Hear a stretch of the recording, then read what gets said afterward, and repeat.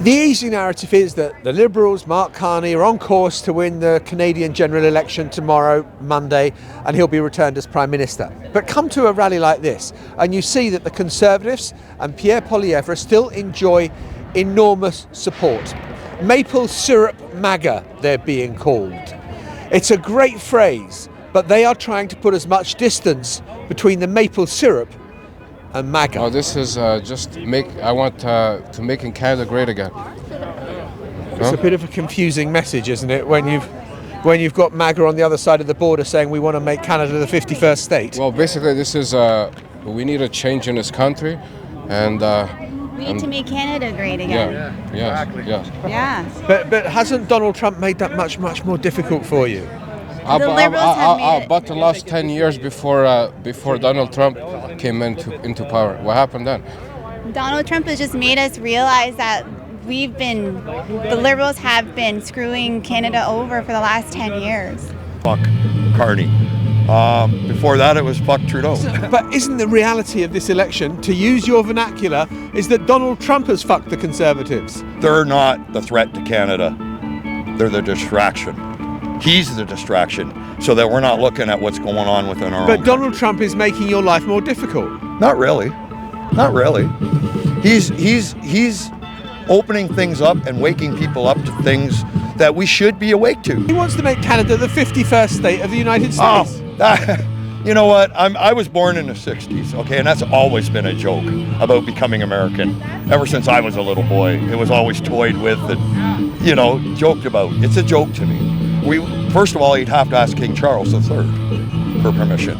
We're still a Commonwealth country. They claim we're a sovereign country, but we're not sovereign if we have a king. Donald Trump can stay in the U.S. He's made it a hell of a lot harder. If these tariffs escalate, the Trucking Association of Toronto figures in 3 months, the trucking across the border is going to drop by 40%. He doesn't care. Everyone says Carney is the guy to deal with Trump. Nobody can deal with Trump. But Carney will push Trump at every rally. That's not that. Trump wants a liberal win. Trump has been manipulating this election since it started, and nobody's calling him out on it. Nobody. They talk about Chinese interference. Well, there's indirect interference from Trump. But because it benefits the Liberal Party, because it benefits the person that's going to be Prime Minister, nothing will get done about it. Nothing will be said about it. Has he made life more difficult for you? Come on. Well, I mean, I'm not a fan of his tariffs, but I mean, he's trying to put America first, and Pierre's going to try and put Canada first. And that's something I can respect about him. You don't really like Donald Trump, though, do you? He's made life very difficult. I mean, I'm not a fan of Donald Trump, but I'm not going to disrespect the President of the United States. I have an American girlfriend, so yeah. You don't want to get into trouble? I don't want to get into trouble, no. So what's your view of Mark Carney? Well, we were just speaking, and you mentioned that you were from England, and I said, well, so he's destroyed your country, now he's coming over here to destroy ours. You must know all about him. Trump didn't do anything to us. The Liberals did, right? The Liberals ran our country for the last 10 years. We need Canada back. Yep. It's not the same. We need to be able to use our resources. We're not going to be able to if the other leader gets in. It's about bringing what's best for Canada. Tell me, how's it going? It's going great. Listen, Yeah. I feel optimistic. I feel positive. You know, it's tough to say how's it going right now with this election in Canada because people are in such a tough time. Okay, the affordability crisis is huge. We're getting taxed because of the overburden, the cost of government. Crime is a major issue in this country. So for me in this election, where I say it's going great is I feel like there's a lot of hope and energy for a change, and I'm happy to be a part of that change. I mean, I know politicians hate hypothetical questions, and I'm going to ask you a hypothetical question. But if you lose, given everything you have just said about what concerns people and what keeps people up at night, what will your conclusion be? We go again. Yeah, but what will be the reason why you lost? I have no idea. I couldn't tell you. I'd love to give you an answer, but you asked me hypothetical. I can't give you an answer to it, not because it's hypothetical. I have no idea. Won't you be able to really say, put your hand on your heart and say, it was that bastard Donald Trump who did it? I don't know. I don't know. That's the best I can give you right now. But, I've done politics kind of around the world.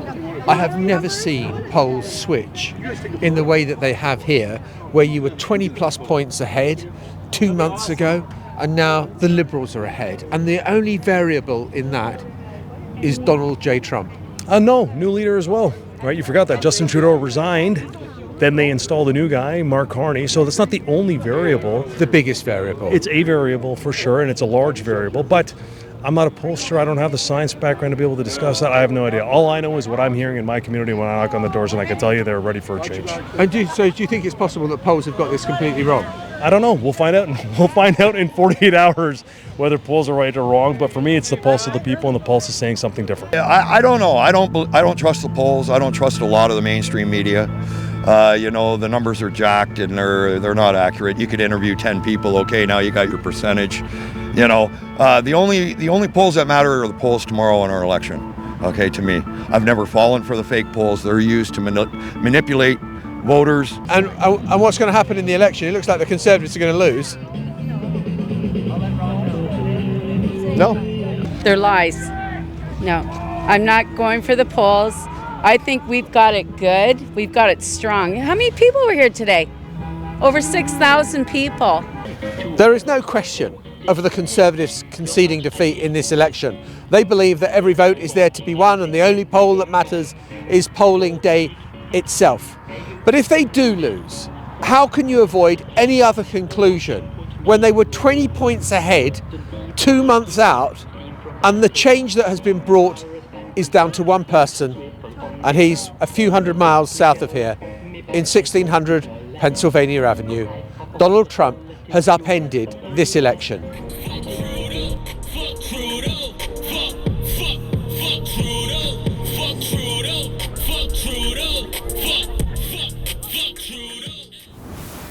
The Newsagents.